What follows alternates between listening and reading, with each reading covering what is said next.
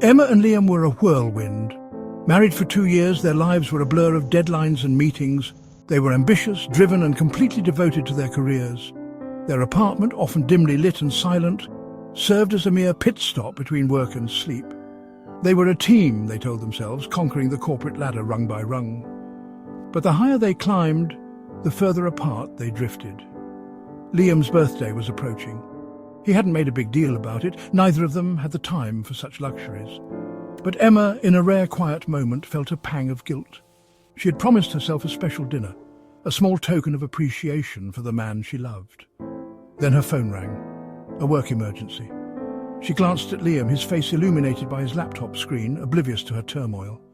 Guilt twisted in her stomach, but the moment passed, swallowed by the urgency in her boss's voice. The night went as most nights did. Takeout containers littered the counter, the remnants of 2 people eating at different times. Liam, already asleep when she got home, looked younger, more peaceful in sleep. Emma watched him for a moment, a wave of exhaustion and an unfamiliar ache washing over her. This wasn't how it was supposed to be. Later that week, Liam left for a work trip. He sent a quick text, the usual logistics of travel plans and flight times. Emma stared at the message, a hollow feeling settling in her chest. He hadn't mentioned his birthday. He hadn't mentioned her absence. The silence was deafening. Liam returned from his trip distant. The silence that had gnawed at Emma now stretched between them, a tangible barrier. They moved through their days with practiced efficiency, 2 ships passing in the night.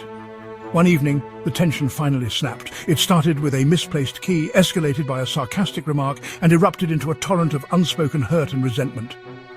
"It's like we're roommates," Liam finally said, his voice raw. "We share a bed, but not a life." Emma, tears welling in her eyes, couldn't deny it. She had buried herself in work, using it as a shield against the fear of vulnerability, of failing. But in the process, she had neglected the most important thing, their connection.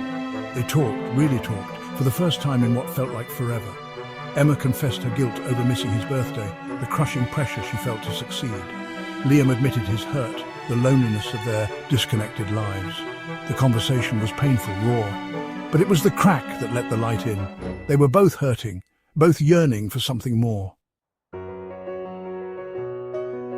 The conversation was a turning point. They made a pact to fight for their marriage, to rebuild the connection that had frayed. It wasn't easy. They started small. Sunday mornings were now for coffee and conversation, phones banished to the bedroom. They scheduled date nights, even if it was just a walk in the park after work. Work-life balance, once a foreign concept, became a priority. They set boundaries, turning off their phones after dinner, dedicating weekends to each other.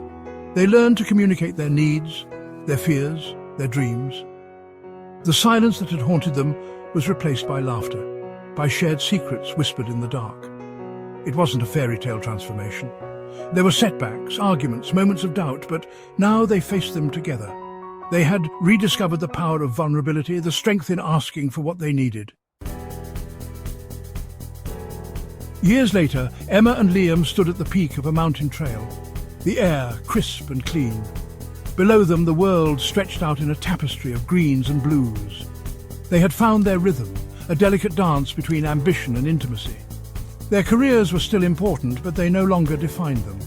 They had learned that success meant nothing if they didn't have each other to share it with. As they stood there hand in hand, Emma leaned against Liam's shoulder. Life was still busy, still demanding, but they faced it as a team, their love the anchor that kept them grounded. They had learned that sometimes the greatest adventures were not found on mountaintops or in corner offices, but in the quiet moments of connection, in the shared laughter and whispered dreams, and that, they knew, was a success worth fighting for.